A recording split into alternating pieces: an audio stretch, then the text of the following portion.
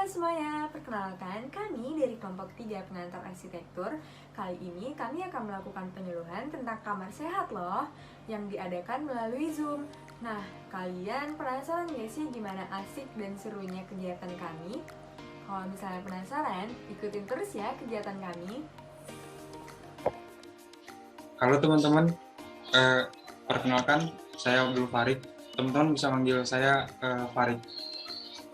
Jadi namanya itu Stefanus Kristianto, bisa dipanggil Stefanus.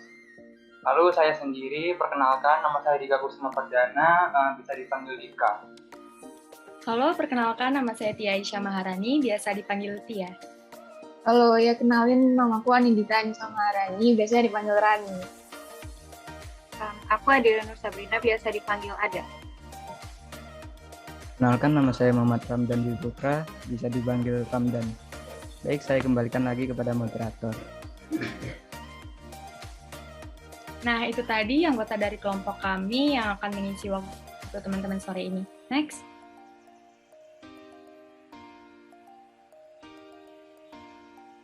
Sore ini materi yang akan disampaikan oleh kami itu terdiri dari beberapa poin yang berupa pengertian kamar sehat, tata letak, sirkulasi udara dan pencahayaan, kebersihan, dan contoh kamar sehat dan tidak sehat. Untuk penyampaian materi sore ini, para pemateri waktu dan tempat dipersilahkan. Oke, jadi aku pertama untuk jelasin apa itu kamar sehat. Jadi di sini apa sih kamar sehat itu? Jadi kamar sehat itu sendiri itu merupakan sebuah kondisi kamar tidur yang memiliki tingkat kenyamanan yang tinggi dengan diikuti faktor-faktor pendukung seperti kebersihan, tata letak, dan pencahayaan sirkulasi udara yang baik. Jadi intinya dari kamar sehat itu sendiri itu adalah ruangan yang berfungsi secara optimal dalam melakukan tujuan dari pembangunan ruangan tersebut.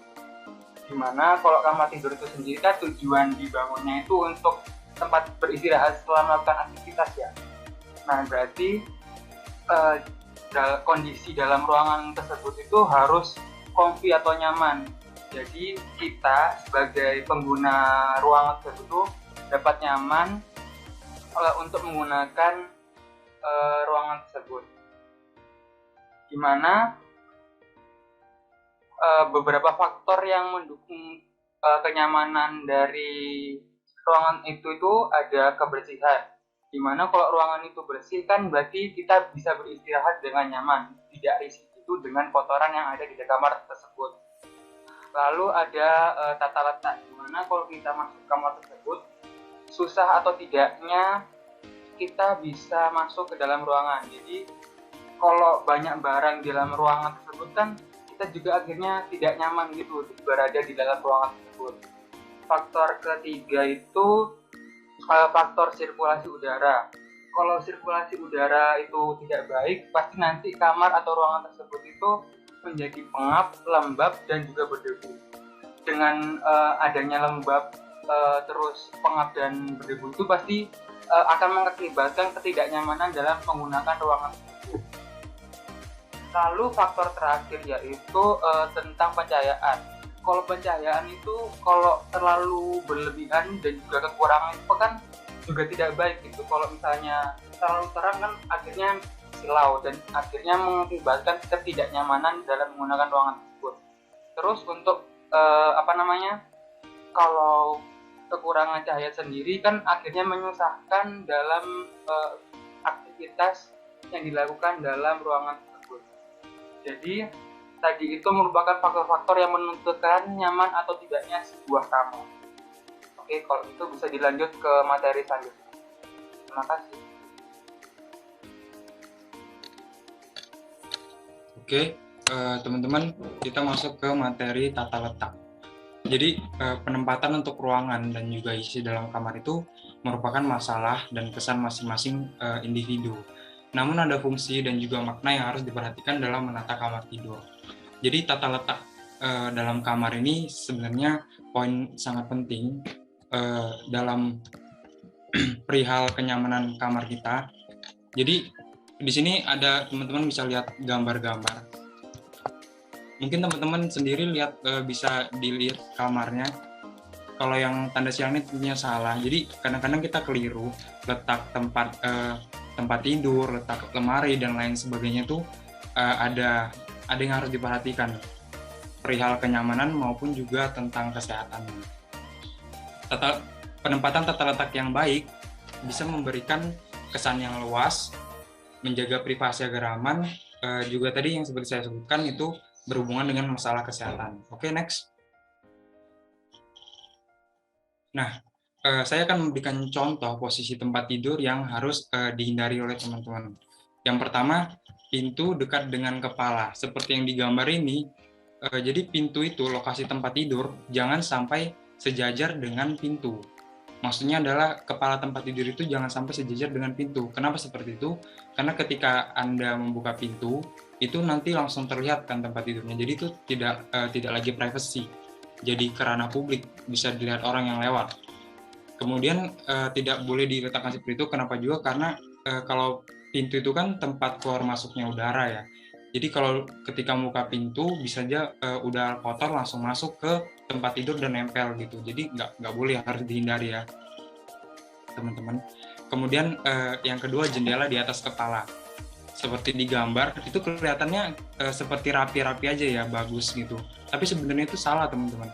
Kenapa salah? Karena seperti yang saya tadi bilang, sama seperti pintu, jendela itu kan tempat keluar masuknya udara. Nggak boleh diletakkan di sejajar dengan tempat tidur seperti itu. Ketika kita membuka jendela, nanti udara yang kotor kan otomatis keluar. Tapi sebelum keluar dia bakalan melewati tempat tidur. Bisa jadi dia akan lengket ke tempat tidur teman-teman sekalian, dan itu tidak baik untuk kesehatan kita. Kemudian yang terakhir itu ada tempat tidur menempel di dinding. Nah, ini teman-teman mungkin banyak ya yang seperti ini.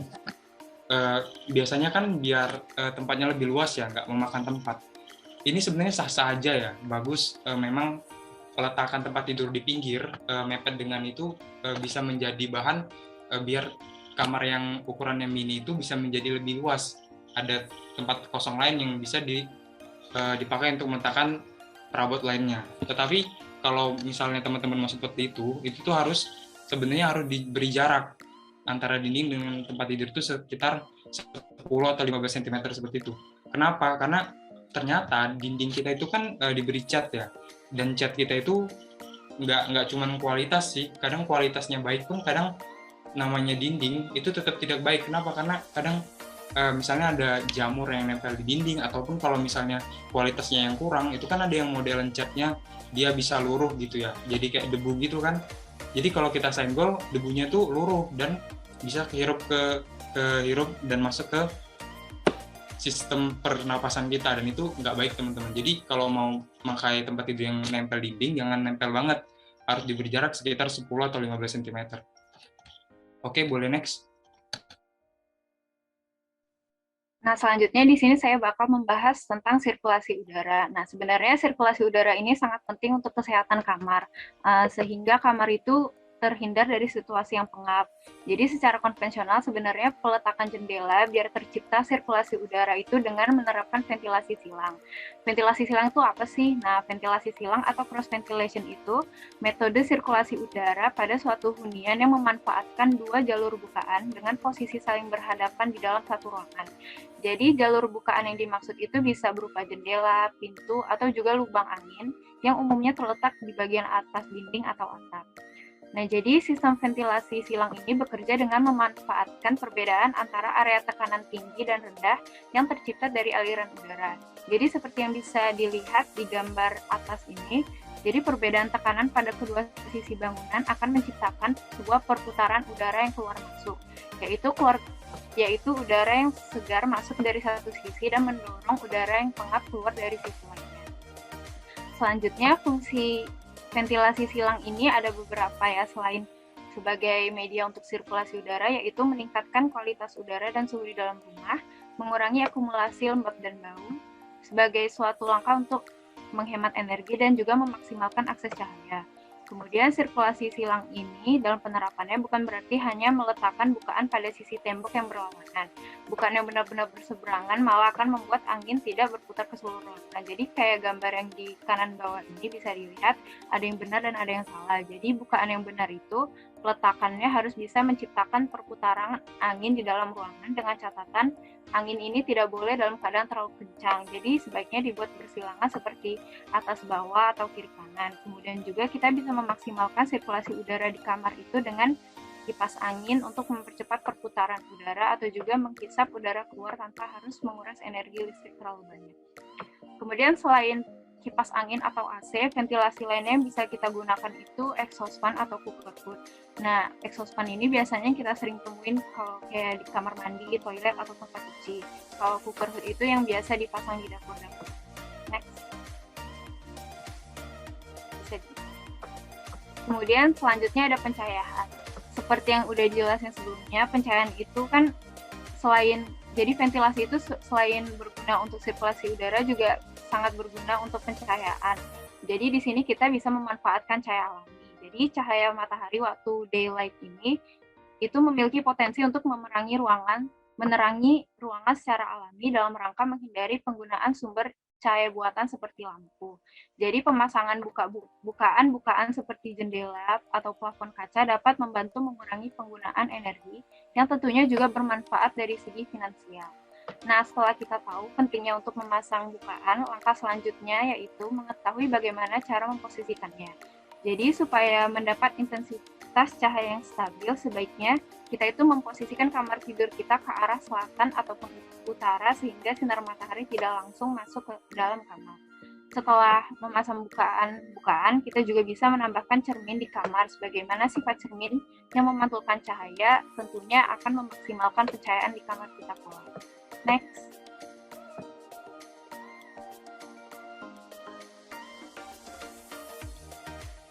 Baik, sebelum masuk ke materi berikutnya, saya akan menceritakan sedikit tentang wabah virus corona.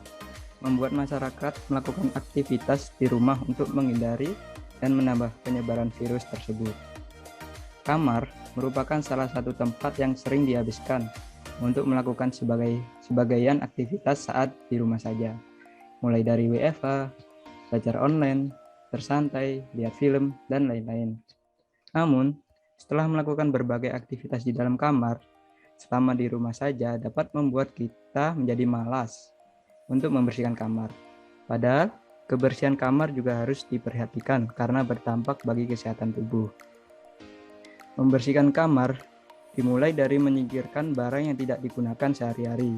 Dapat membuat kamar tidurmu terasa lega. Kita bisa mendapatkan suasana baru dan lebih positif dengan merapikan dan mengubah letak tempat tidur, lemari, koleksi-koleksi, meja, dan lain-lain, agar dapat beraktivitas dan beristirahat lebih optimal.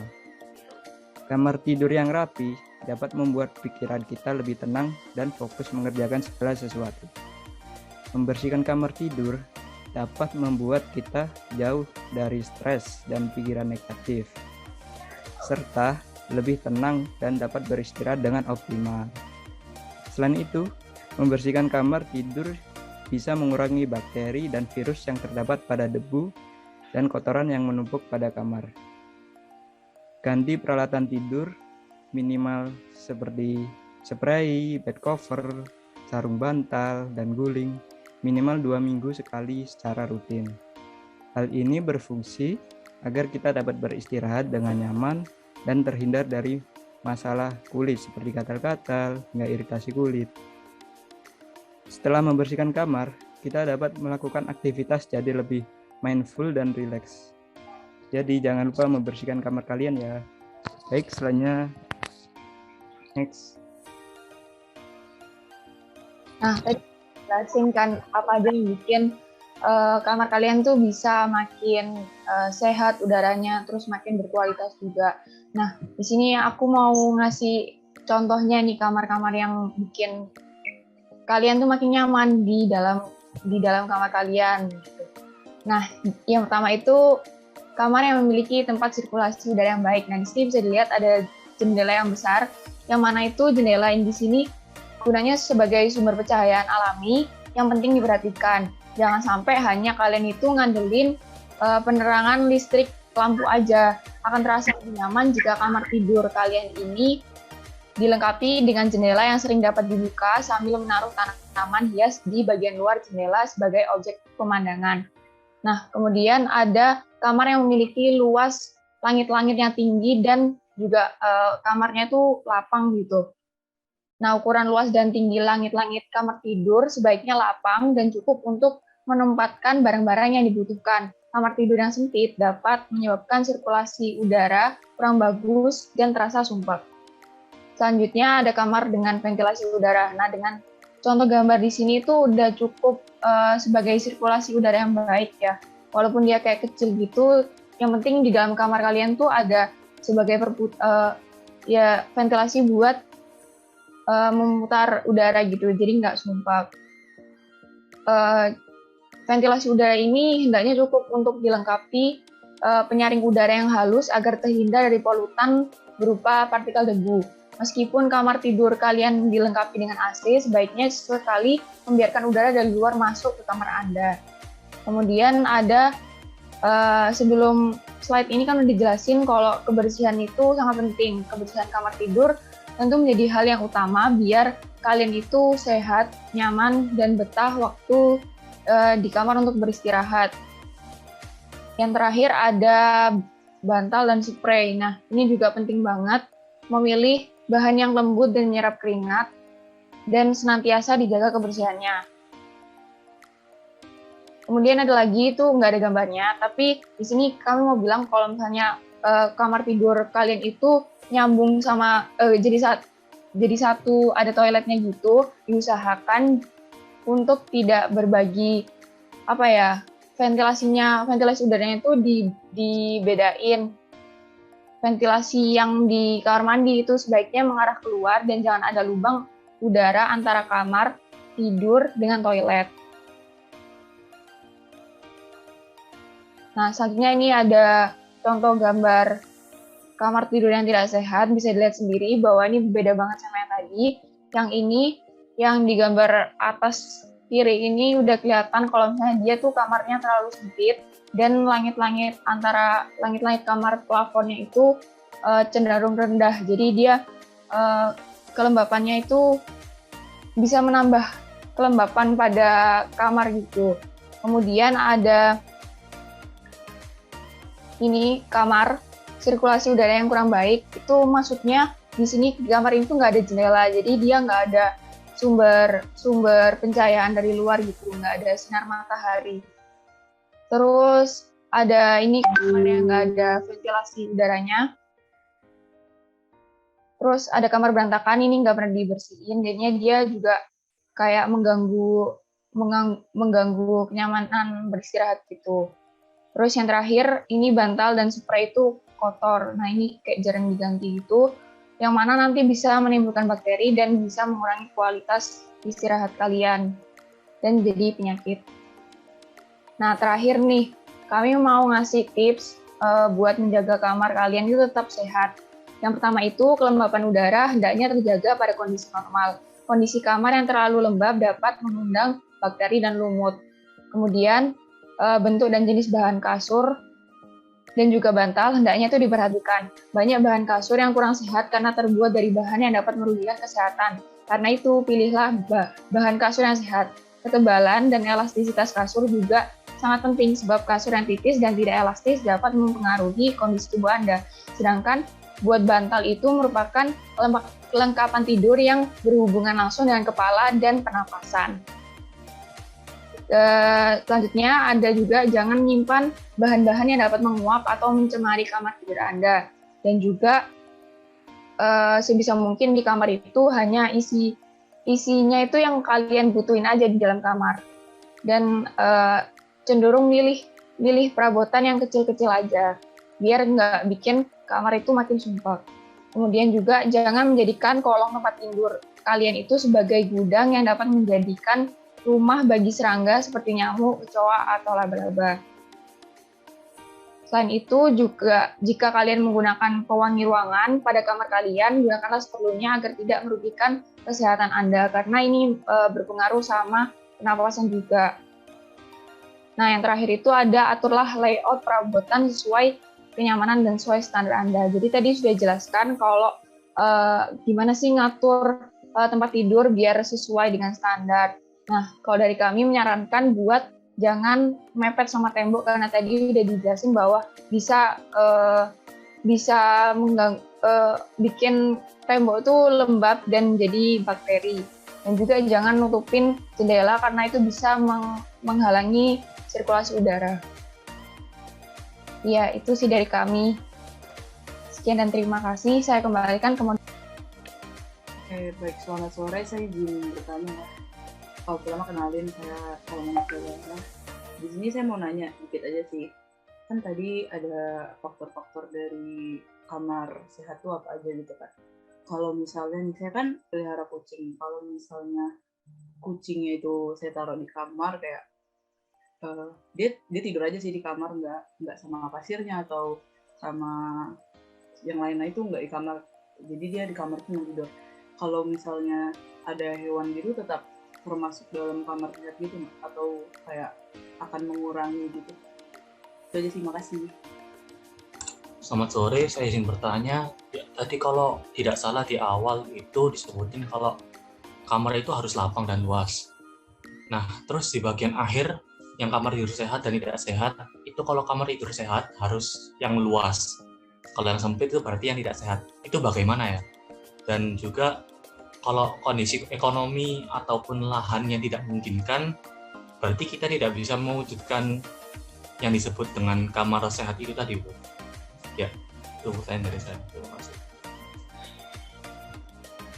Arti dari kenyamanan yang paling penting tuh Anda harus melengkapi dari segi kesehatan dulu sih sebenarnya.